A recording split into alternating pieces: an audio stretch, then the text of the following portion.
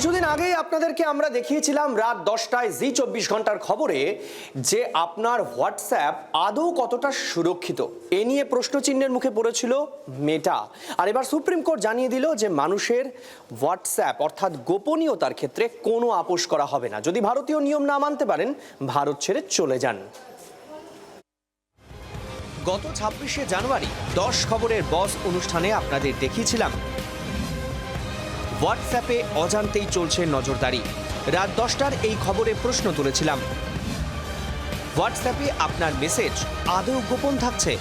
সেই খবরেই শিলমোহর, মানে আপনার গোপনীয় বলে কিছু নেই, আপনার অত্যন্ত গোপনীয় এসএমএস দেখছে অন্য কেউ। যদিও মেটা এই অভিযোগ সম্পূর্ণ অস্বীকার করেছিল।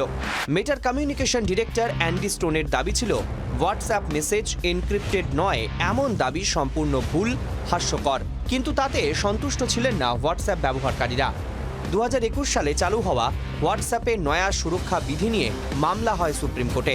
সেই মামলার শুনানিতেই সুপ্রিম কোর্টের প্রধান বিচারপতি সূর্যকান্তর বেঞ্চ প্রশ্ন তোলে, হোয়াটসঅ্যাপে নতুন সুরক্ষা বিধি কি সমাজের সর্বস্তরের মানুষের পক্ষে বোঝা সম্ভব? যারা সব ভাষায় পারদর্শী নয় তারা কি নয়া সুরক্ষা বিধি বুঝতে পারবেন? কখনো কখনো আমাদেরই বুঝতে অসুবিধে হয়, গ্রামগঞ্জের মানুষ বুঝবেন কি করে?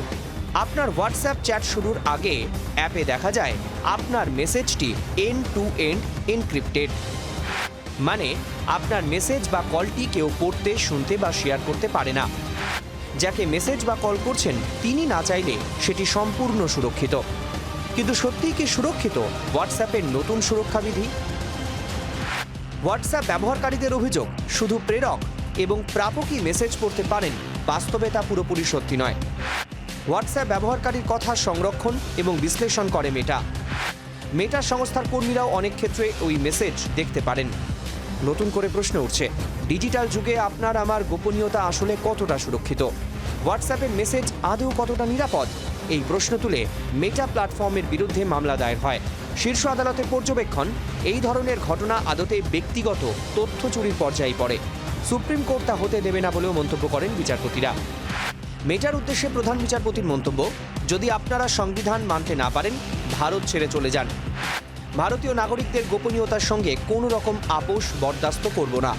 গোপনীয়তা নীতি নিয়ে জনপ্রিয় মেসেজিং অ্যাপ হোয়াটসঅ্যাপ তার পেরেন্ট কোম্পানি মেটাকে কড়া বার্তা দিল সুপ্রিম কোর্ট। প্রধান বিচারপতি সূর্যকান্তের নেতৃত্বে 3 বিচারপতির বেঞ্চ জানিয়েছে তারা আগামী 10ই ফেব্রুয়ারি এই মামলার বিস্তারিত নির্দেশ দেবেন। ব্যুরো রিপোর্ট, জি 24 ঘন্টা। বাংলার আওয়াজ, বাঙালির আবেগ, জি 24 ঘন্টা।